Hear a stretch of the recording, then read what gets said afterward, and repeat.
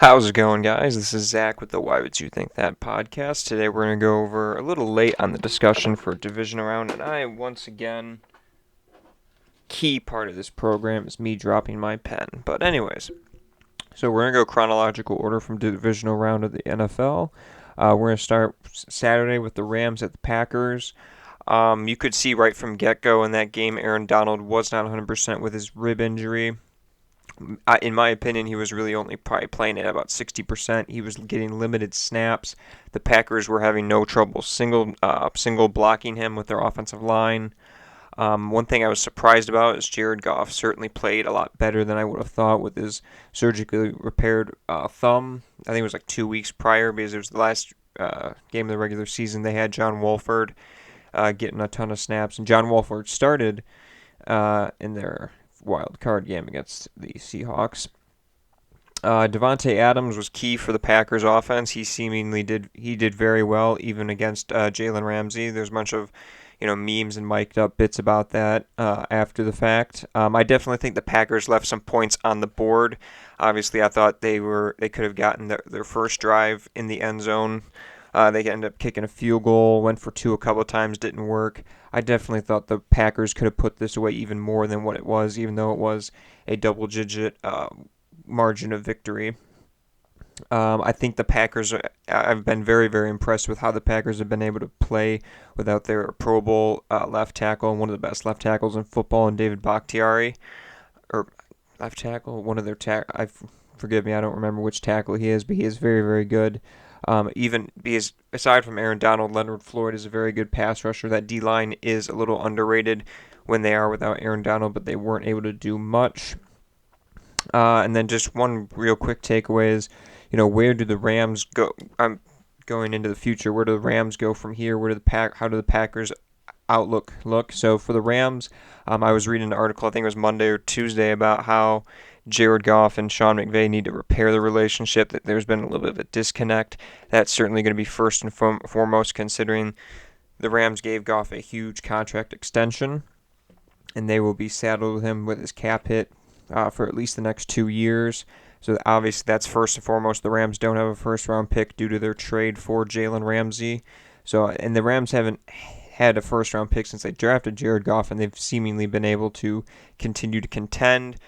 But eventually, I think the speeding train does catch up to you when you're not able to acquire the best talent through the draft, being the first round. I think they gave up a second-round pick somewhere along the line, too, whether it's this year or next year, for Jalen Ramsey. So I'm very curious to see how that affects them. I think they need to revamp that offensive line. Andrew Whitworth, even though he's been playing very well for them, very long in the tooth, I think they need to replace him. Look at getting... See, Jared Goff's played well over the past 3 seasons, not so much last season, played better this season on a little bit of a bounce back. But the Rams have never had, in my opinion, a number one wide receiver. Brandon Cooks, when he was with his time with the Rams, I did not view him as a number one wide receiver. You still have Robert Woods. Cooper Kupp is Jared Goff's favorite receiver, but I don't view him as a true number one.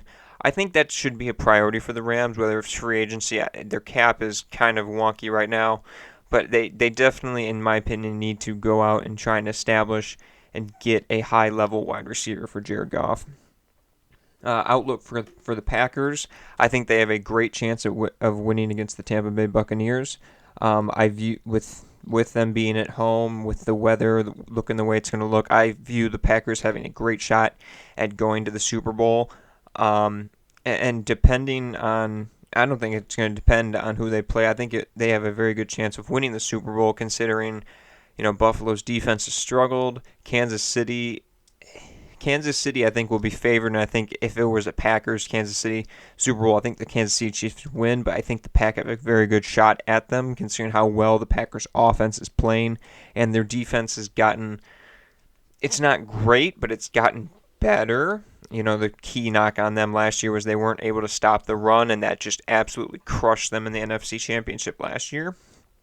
The Packers' defense pass rush did very well against the Rams. I think the Packers have a very good outlook going into the next two playoff games, that being the NFC Championship and the Super Bowl. Okay, let's go Saturday night. Ravens at the Bills. Even though the Bills won by double digits, I didn't view it impressive from an offensive perspective. The Bills only go out and rush for 36 yards.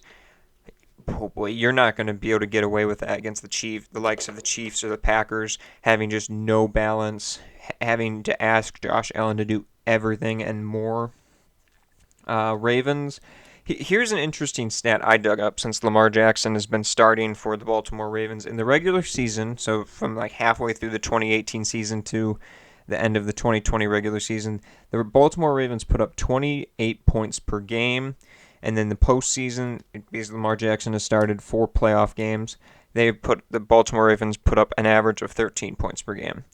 There's just something about Lamar and his production that he seemingly can't make the big time throws or any consistent throws when it comes to playoff time. Excuse me. I almost view him in the same breath as Giannis Antetokounmpo. Does very well in the regular season. Lamar didn't have a lot of trouble running against the Tennessee Titans in the wild card weekend, but it's just making throws even when he's down 7 points. When it was 10-3 against the Bills and they're driving, and then he throws the 101-yard pick six to seal the game. Even when they're just down a little bit, when they're off their running script because they have a great rushing attack, when they're not on their script, not being able to run, play action, get one-on-one matchups, Lamar struggles big time. So I think that should be a main focus for them. And yes, he has Marquise Hollywood Brown, but I do think he needs a little bit more help. I do view this mostly on Lamar. He needs to get better. Like I said, the Ravens can't really function at a high level with their offense if they're down more than 3 points. If they're down a field goal, okay, they can come down, run the ball, play action, get their weapons going. But when it comes down to if they're down 7, and God forbid if they're down more than that, as we've witnessed, in the Titans game, not this year, but last year against the Chargers in Lamar's first playoff game, it's just they seemingly just struggle to move the ball with any veracity in terms of the passing game. And then when the playoff teams have shown, when they know that Lamar can't throw the ball, they will absolutely key in, stop that run, and basically put their offense to a standstill. And Bills again not impressed. They better hope to God, and I don't think this will happen, but they better hope Patrick Mahomes can't play. I think Mahomes will. They have got to find more balance, more production in the running game.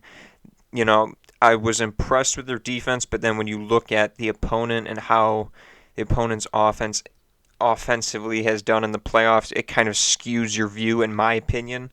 I still worry about this team being able to, stop the run and be able to cover people, because their defense has shown this year that they have struggled mightily in just playing defense at times, and you're going up against a prolific offense in the AFC Championship game. Going forward, where the Ravens go, I think they need to definitely focus on their passing attack, maybe get Lamar a little bit more help. I think they just got to commit to figuring out what they can do to help Lamar succeed come playoff time or come, big time game, throwing the football, having a true balance, because we all know the Ravens can run the football, but they just cannot throw the ball in big time in known passing downs, is what I should say. When the other team knows you're going to throw the ball, that's when Lamar struggles, and they need to help him by getting him more help, maybe reevaluating their scheme, and just trying to get him to the next level, because as of right now, I don't think they can make it to a conference championship with Lamar Jackson in this current state.